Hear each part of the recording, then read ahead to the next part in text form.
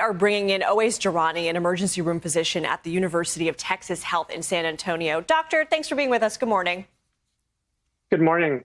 So half the states have now resumed use of the J&J vaccine after this 11-day pause.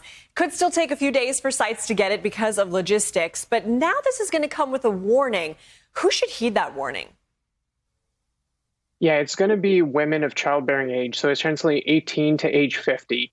I think it's a good thing that we took this pause and now we have these great recommendations. Whenever I'm in the emergency department sending a patient home with a certain medication, we talk about the risks of that medication, the benefits of that medication, and things they need to watch out for to come back to the hospital if they happen.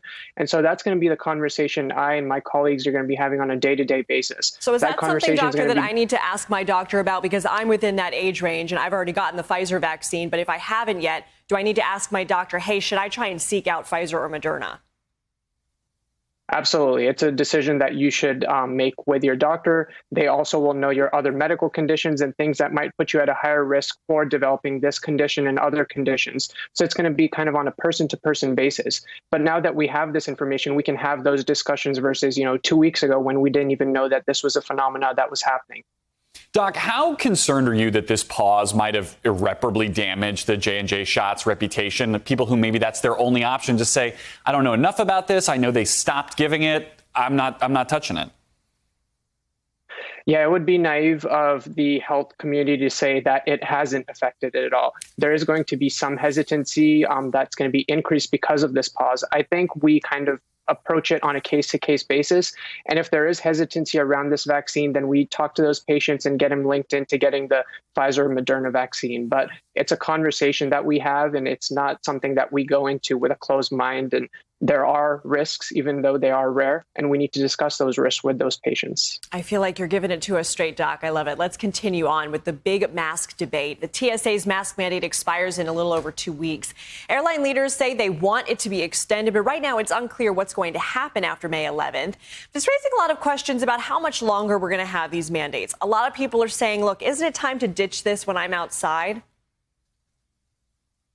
Yeah, I think those are valid questions now that more and more of us are getting vaccinated. We do know that the COVID-19 transmission rate outside is less than 10%. When you compare that to transmission rates inside, those are 19 times higher. So if you are outside in a non-crowded environment, it's okay not to wear a mask. If you're inside and you're amongst family members and close friends who are all vaccinated, it's okay to not wear a mask. But then again, if you're inside and there's strangers and you don't know who's vaccinated or it's a crowded environment, then wear a mask. I tell my patients, when in doubt, wear a mask. It's not going to harm you in any way. It's only going to protect you.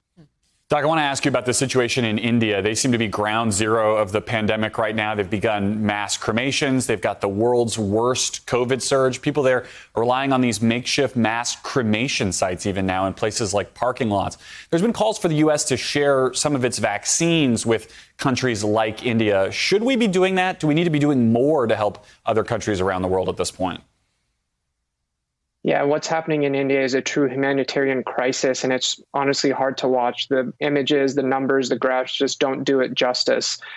We need to be doing everything we can to help them. That includes sending them oxygen, ventilators, medical personnel, and those vaccines that you're talking about.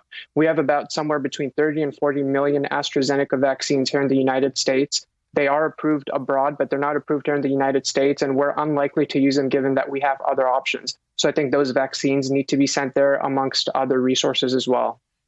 And Doc, I mean, the vaccines are sort of a longer term solution, right? I mean, if you send a vaccine today, you've got someone immune in a month. Does this need a rapid kind of worldwide response to get ahead of this? I mean, a pandemic that continues in a country of 1 billion people is a way to fuel, more variants, a way to fuel a pandemic for much longer, isn't it? Exactly. You are right. Essentially, India needs a shutdown right now. They need a shutdown. They need basic medical supplies like oxygen. They need nurses, they need doctors, and they need measures and help from all of us. That includes the United States, China, Russia, and everyone. Like you mentioned, there are many causes for why this is happening in India, and one of those is that Indian variant. We need to make sure that we control that variant. We also need to make sure that a new variant doesn't arise because of so much virus replication there that might render some of our vaccines not as effective. So this is a mission that has a moral backing behind it, but it's also a selfish thing to make sure that we don't get affected by it down the road as well.